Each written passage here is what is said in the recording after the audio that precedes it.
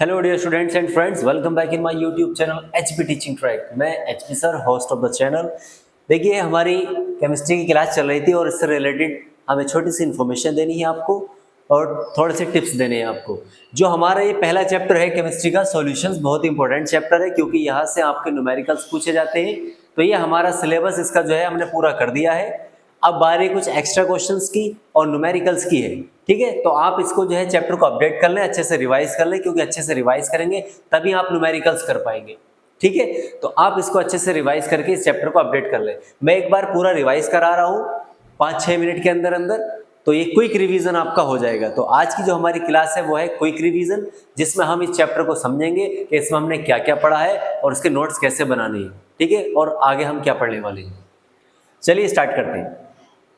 सबसे पहले पेज पर आपको क्या है, चैप्टर का नाम डालना है, चैप्टर 01, और ये चैप्टर का सिलेबस लिख लेना। हमने बार बार रिपीट किया है, हिंदी में लिखना चाहे हिंदी में लिखना और इंग्लिश में लिखना चाहे तो इंग्लिश में। इतना डिटेल में नहीं लिखना, सिर्फ ये हेडी हेडी डालने हैं और ये बीच वाला मैंने क्रॉस कर दिया है, इसको नहीं लिखना है। ठीक है, तो सबसे पहले हम क्या पढ़ेंगे, विलियन और उसके प्रकार। ये पहला चैप्टर हो गया, विलियन, पहला टॉपिक विलियन वाला।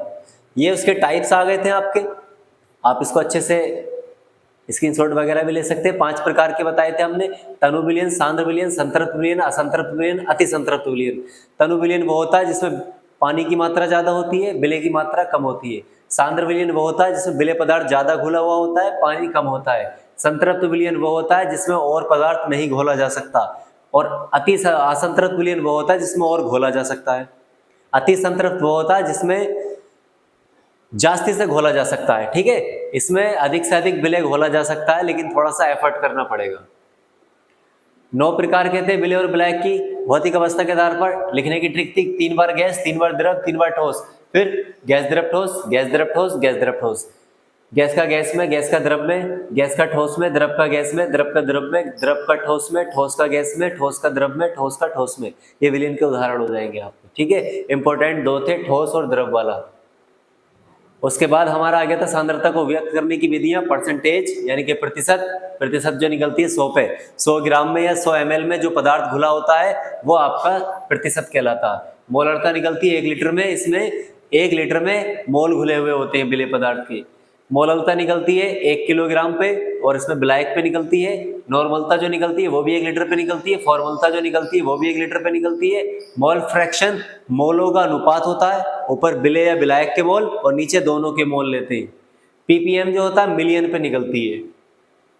ठीक है, तो ये हमने कर ली थी।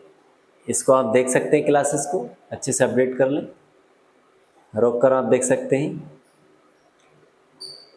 बिल्कुल सिंपल तरीके से आपको पढ़ाने की कोशिश की गई है।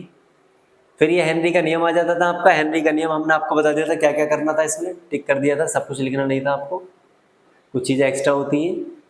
सबसे पहले डेफिनेशन लिखेंगे, फिर ये फॉर्मूला आ गया था इसका आपका। ठीक है, और ये इसके सिंबल के नाम आ गए थे, ये नीचे को लिखने की जरूरत नहीं, इतना कर लेंगे। ये हो गया था आपका पहला हिस्सा। ये कौन सा हिस्सा हो गया था आपका सर?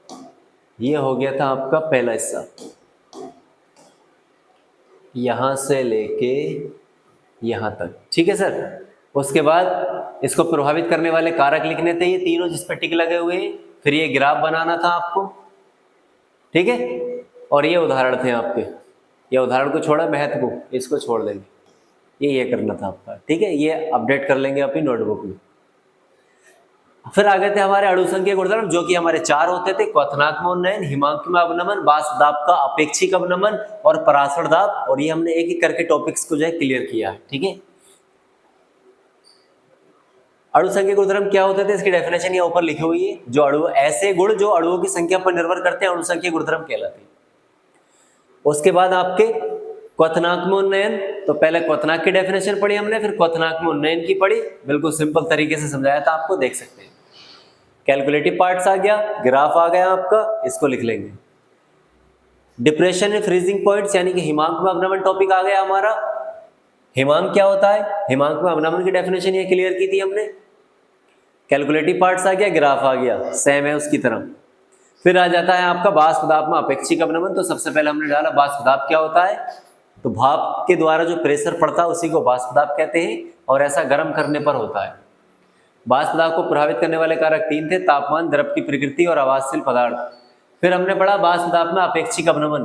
तो वाष्प दाब में अपेक्षिक अवनमन क्या होता है वो हमने यहाँ पर क्लियर करा था। डेफिनेशन यहाँ से याद हो जाएगी आपकी, ठीक है। जब कोई विलेय पदार्थ मिलाते हैं तो हिमांक में वाष्प दाब में कमी आ जाती है, ठीक है, तो उसे हम कहते हैं हिमांक में वाष्प दाब में अवनमन। लेकिन ये अपेक्षिक का मतलब क्या, अपेक्षिक का मतलब है अनुपात। तो वाष्प दाब में अवनमन तथा विलायक के वाष्प दाब के अनुपात को ही हम क्या कहते हैं, अपेक्षिक अवनमन कहते हैं। ये हमने शॉर्ट ट्रिक बताई थी इसकी याद करनी। कैलकुलेटिव पार्ट्स आ गया था, राउल्ट का नियम भी यहीं पर है। राउल्ट का नियम पूछे तब भी ये टॉपिक करना।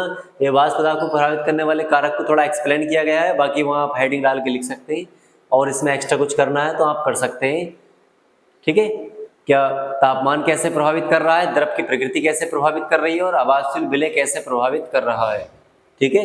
ये बढ़ा रहा है वाष्प दाब को या घटा रहा है, तो आवासशील विलेय जो है वो घटाएगा, तापमान जो है वो बढ़ाएगा, ठीक है। इस तरीके से इसमें लिखा हुआ है। फिर राउल्ट के नियम की सीमाएं हमने डिस्कस कर ली थी। ये आपकी सीमाएं थी, विलयन तनु होना चाहिए, विलेय आवासशील होना चाहिए, और ये विद्युत अपघट्य पर लागू नहीं होता है, संगुणन या वियोजन का न होना, ठीक है। इस तरीके से जो थे ये थे आपके। फिर आ गए थे हमारे चौथा अणुसंघीय गुणधर्म था परासरण दाब। तो परासरण दाब की हमने डेफिनेशन डिस्कस की थी और कुछ पॉइंट बताए थे। ये अणुसंघीय गुणधर्म होता है और इसका फॉर्मूला ये था, पाई इज इक्वल ICRT, और एक PV इज इक्वल NRT, ऐसे भी लिख सकते हैं इसको। और ये कैसे आया था हमने ये भी डिस्कस किया था, इसको देख सकते हैं आप यहाँ से, ठीक है। ये क्लियर कर दिया था हमने। उसके बाद हमने परत के बारे में जाना था, मेम्ब्रेन। तो मेम्ब्रेन आपकी 3 तरीके की थी, एक पारगम्य, एक अपारगम्य और एक अर्धपारगम्य। Permeable membrane, non permeable membrane, semi permeable membrane, ठीक है। हमें जो चाहिए वो सेमी परमिएबल चाहिए जिसपे स्टार बना हुआ, और उससे हमें कुछ मतलब नहीं।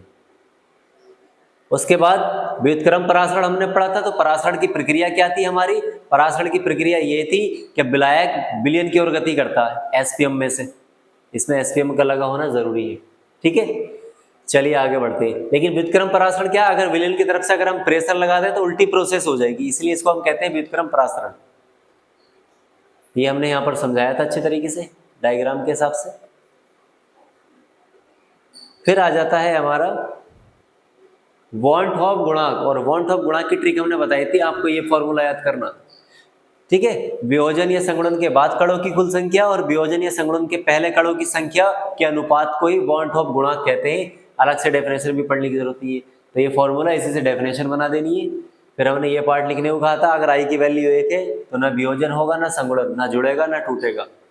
अगर वियोजन वॉन हॉफ गुणांक 1 से ज्यादा होगा तो इसका मतलब टूटेगा, और 1 से कम होगा तो जुड़ेगा। इतना करना था, जो एक ये वाला और एक ये वाला सर्कल, ठीक है। उसके बाद हमारा जो है स्टार्ट हो जाता है, क्या स्टार्ट हो जाता है सर हमारा, उसके बाद स्टार्ट हो जाता है कुछ महत्वपूर्ण प्रश्न व जानकारी। क्या स्टार्ट हो जाता है, कुछ महत्वपूर्ण प्रश्न व जानकारी। तो हम आने वाली क्लास में जो है, जो कि हमारी कल होगी आपकी क्लास 8:30 बजे या 9:30 बजे, टाइमिंग आपको बता दी जाएगी, तो उसमें हम कुछ एक्स्ट्रा क्वेश्चन डिस्कस करने वाले हैं, और फिर हम आपके न्यूमेरिकल शुरू कर देंगे, ठीक है। और न्यूमेरिकल इस चैप्टर की बहुत इंपॉर्टेंट है, क्योंकि न्यूमेरिकल आपके 2 यहाँ से कंफर्म आते आते हैं, वो कौन से आ जाएं तो वो हम नहीं बता सकते, उसके लिए आपको प्रैक्टिस करनी पड़ेगी, याद करने वाले नहीं, ये सीखने की चीज़ है आपकी।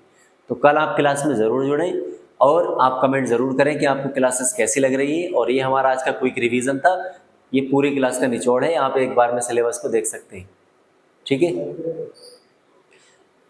तो ये आपको कल देखने मिल जाएगी फॉर्मूले से, क्योंकि अभी इसमें और फॉर्मूले ऐड होने हैं, ठीक है। तो ये कुछ जनरल फॉर्मूले हैं, हम कल यहीं से कंटिन्यू करेंगे क्लास को, कुछ क्वेश्चंस और इन्फॉर्मेशन हेडिंग पड़ेगा। तो जुड़े रहें आप HB टीचिंग ट्रैक के साथ, और अपनी स्टडी को स्ट्रॉन्ग बनाते रहें। Best of luck, thank you.